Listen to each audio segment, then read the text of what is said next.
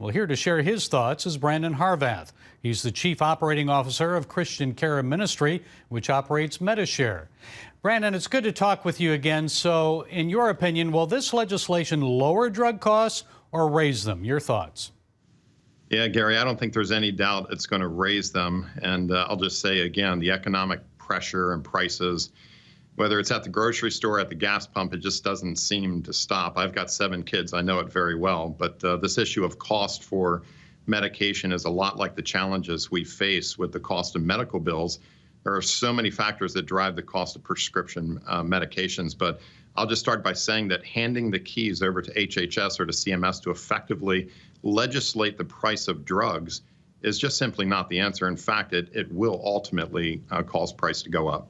Well, it seems when government gets involved, that's what happens. One part of the new law allows for Medicare to negotiate certain drug prices directly with the pharmaceutical companies, and the CBO says that may also increase prices slightly in the long run. So what about that one? Yeah, I think, Gary, the short answer is I can't think of a single example where government's involvement helps reduce the cost in the general marketplace.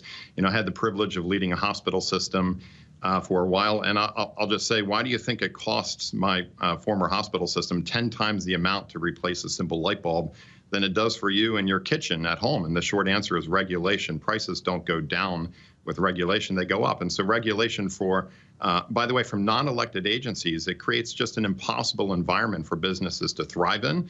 And then when the price gets untenable, this happens. Those same agencies simply seek to regulate the price itself. And here's the biggest concern. This is a recipe for government takeover, since no business in those conditions I just described could technically survive in that structure. So I see it as nothing more than a Trojan horse, frankly, for single payer. Well, I was going to say, it seems like single payer is coming. Brandon, I don't know about you, but one of the chief complaints I hear people make about prescription drugs is the cost of new drugs. Now, a doctor may prescribe a new drug that may actually help treat their symptoms or their illness. The price is astronomical, and then the insurance company rejects it because of that. So explain for us why new drugs are so costly. What can be done about that?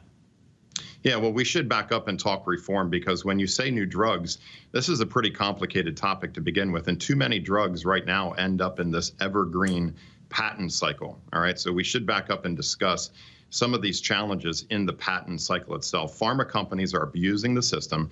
It ultimately cuts out competition and drives up the price. So to be clear, innovators, and I do believe this in the environment we live in, and certainly in a free market, innovators should be rewarded. But most people don't realize that the majority of new drugs or new patents for drugs aren't actually new drugs at all. Rather, they're existing drugs. They're just tweaking them over and over ever so slightly to keep their patent rolling, artificially, by the way, to cut out competition.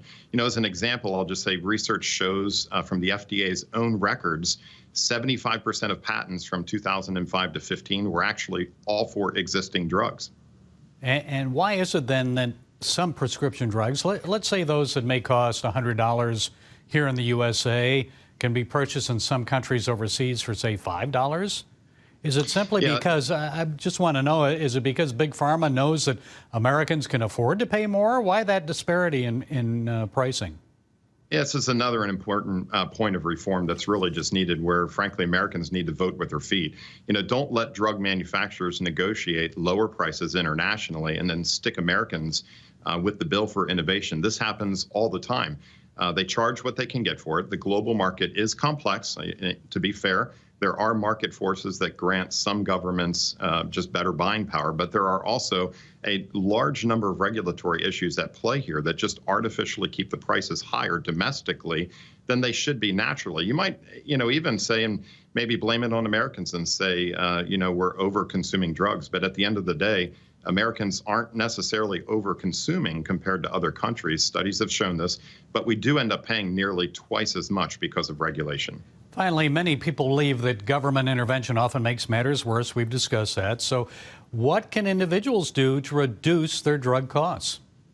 Yeah, well, Gary, I would just offer there are so many wonderful charitable discount programs out there. I don't want to disparage them in any way. I think they're incredibly awesome, and I would encourage all of your listeners, all of your viewers to check them out. Practical solutions, by the way. In fact, here at Medi-Share, we offer a number of solutions like that for our members, including a similar drug discount program.